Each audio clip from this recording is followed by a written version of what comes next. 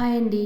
ఈరోజు ఈ వీడియోలో నేను డీప్ ఫ్రైతో పని లేకుండా తక్కువ నూనెతో మనం హెల్తీగా అటుకులతో మిక్చర్ని ఎలా ప్రిపేర్ చేసుకోవాలో నేను ఈ వీడియోలో చూపించబోతున్నాను.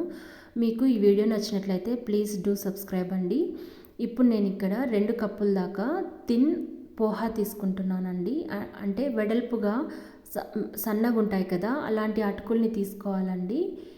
ఇలా అటుకుల్ని మనం ఒక 3 నుంచి 4 నిమిషాల పాటు మీడియం ఫ్లేమ్లో వేయించాక ఒక్కసారి మనం అటుకుల్ని నలిపితే క్రిస్పీగా పొడి పొడిగా అవ్వాలి అండి. అంతవరకు వేయించుకోవాలి. ఇప్పుడు వేయించుకున్న అటుకుల్ని మనం పక్కకు తీసేసుకుందాం.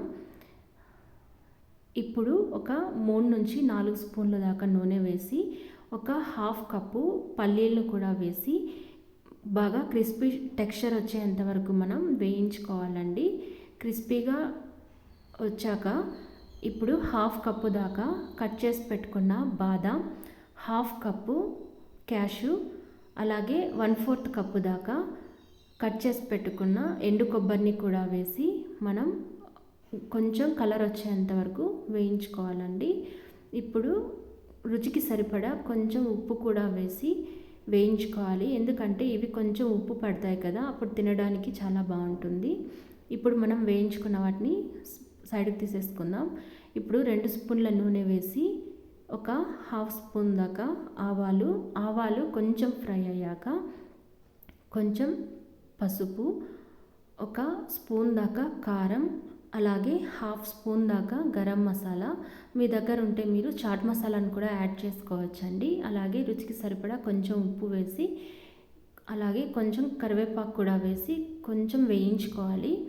వేగాక ఇప్పుడు మనం ఫ్రై చేసి పెట్టుకున్న అటుకుల్ని కూడా వేసేసి మిక్స్ చేసుకోవాలి. ఇలా మిక్స్ చేశాక ఇప్పుడు మనం ఫ్రై చేసి పెట్టుకున్న నట్స్ కూడా అన్నీ వేసేసి బాగా మిక్స్ చేసుకోవాలండి. ఇలా లో ఫ్లేమ్లో పెట్టి బాగా మిక్స్ చేసుకోవాలి. లో ఫ్లేమ్లో మిక్స్ చేయడం వల్ల ఉప్పు కారం అన్నీ సరిగా పట్టి టేస్ట్ చాలా బాగుంటుందండి. ఇలా ఫ్రై చేసుకుంటే అటుకుల మిక్చరు రెడీ అయిపోయిందండి. చూసారు కదా, డీప్ ఫ్రైతో ఏమాత్రం పని లేకుండా అటుకుల్ని మనం ఫ్రై చేసుకొని తక్కువ నూనెతో మనం ఎలా ప్రిపేర్ చేసుకోవచ్చో చూసారు కదా. మీరు కూడా ట్రై చేసి ఎలా వచ్చిందో కమెంట్లో తెలియచేయండి. మీరు ఛానల్ని ఫస్ట్ టైం చూస్తున్నట్లయితే please like, share and subscribe అండి. Please support my channel.